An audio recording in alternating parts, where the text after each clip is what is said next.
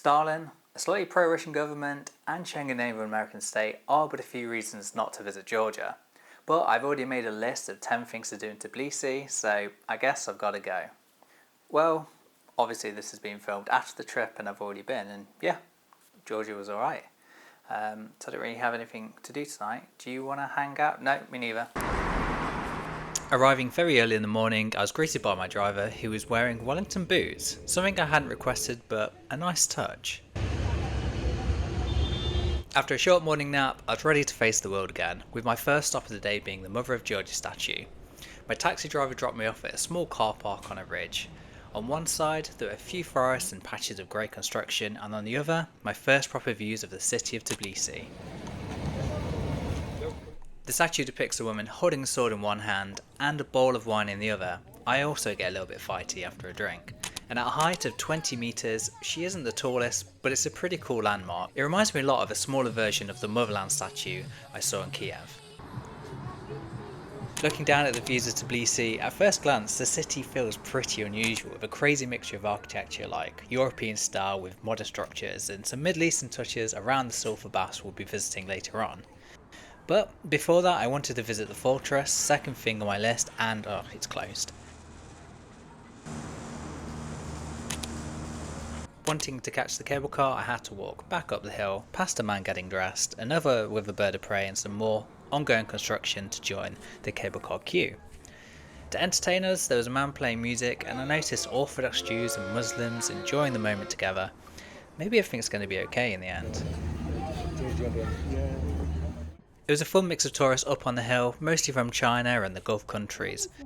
During my trip, I spoke with 2 people from Kuwait, and with Kuwait City only being around 2.5 hours away, Georgia is a great option for a cheap getaway.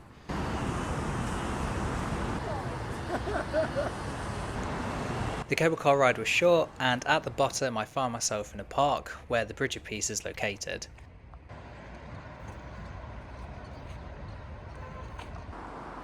First a quick pointless shot of some lavender whose scent reminded me of your grandma, and then on for more wandering further into the park.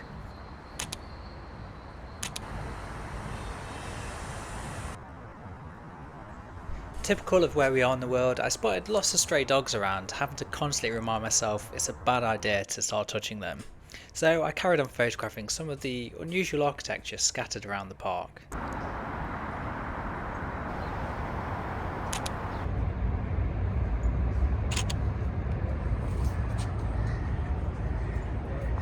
Realising I spent too much time already in the park, I checked Google Maps for the next stop. First I needed to cross the Bridge of Peace, where extroverted tourists were enjoying life far more than I ever could, to get over to the other side of the river and carry on towards a Georgian Orthodox church.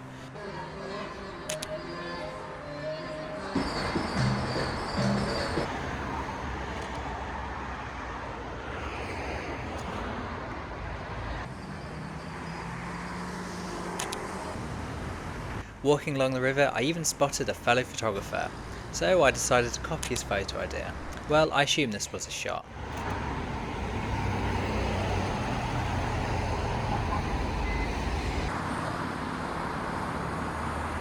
So here we are at the Metaki Church of the Nativity of the Mother of God.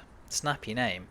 However, to be honest, I was more interested in the views of Tbilisi than the church itself, so I just took a quick classic reflection in the puddle shot and left.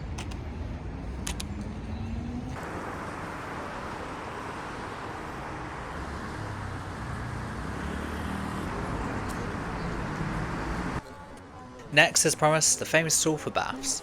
These natural hot springs have been part of Tbilisi life since the 5th century. King Vahaktang Gorgasali supposedly discovered them whilst hunting, and the city grew around their warmth.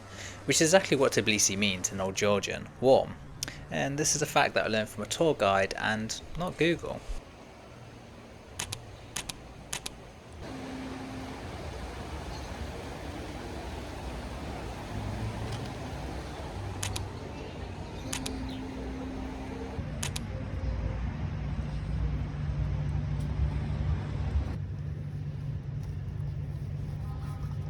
Lunch followed, and to prove how cultured I am, I ordered 2 traditional dishes, which I enjoyed whilst destroying my brain looking at Instagram reels.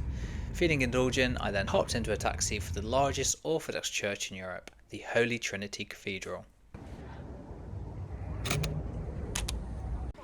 And it's a biggie, with space absolutely everywhere. It was so big in fact, there was a Prius driving around it.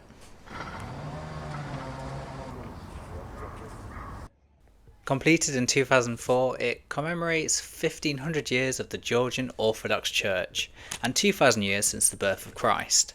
I can't believe it's been 2000 years already. It seems like just yesterday he was flaunting his myrrh.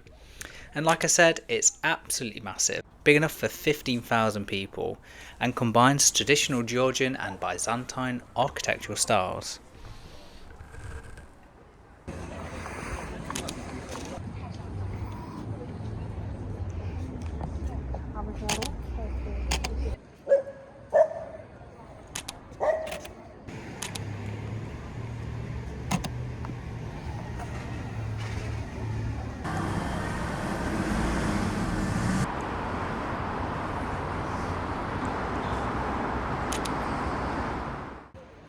Next was the Gabriella Theatre.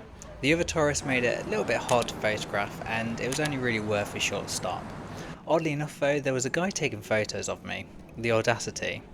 I then briefly visited the old Tbilisi ruins, which wasn't too inspiring, and then Liberty Square, another thing I wasn't too fussed by. However, the last stop of the day was the thing I was most excited about seeing, the Chronicles of Georgia.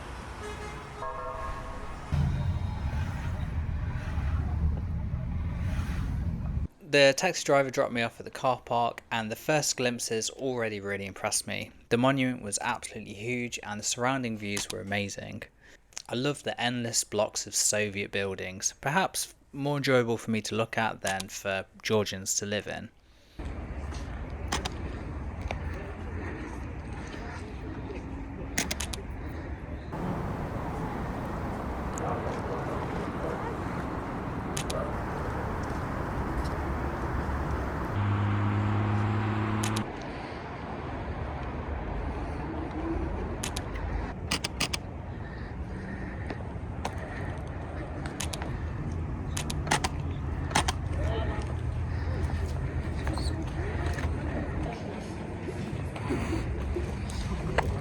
Created in 1985, the Chronicles of Georgia is a massive series of pillars over 30 metres tall, decorated with bronze and stone reliefs. The lower sections depict key events from Christ's life, whilst the upper sections showcase Georgian royalty, heroes and stories from the earliest Georgian history. It was by far my favourite thing that I saw all day, and possibly the highlight of my trip to Tbilisi. In conclusion, I'm pro-Georgian. I've been wanting to come here for a long time. Pre-COVID, I often looked at flights whilst the price were relatively low, but I missed the opportunity. It's become a lot more expensive to fly to Tbilisi from the UK now. And my one regret is that I didn't stay longer in the country. There's a lot more to Georgia than Tbilisi.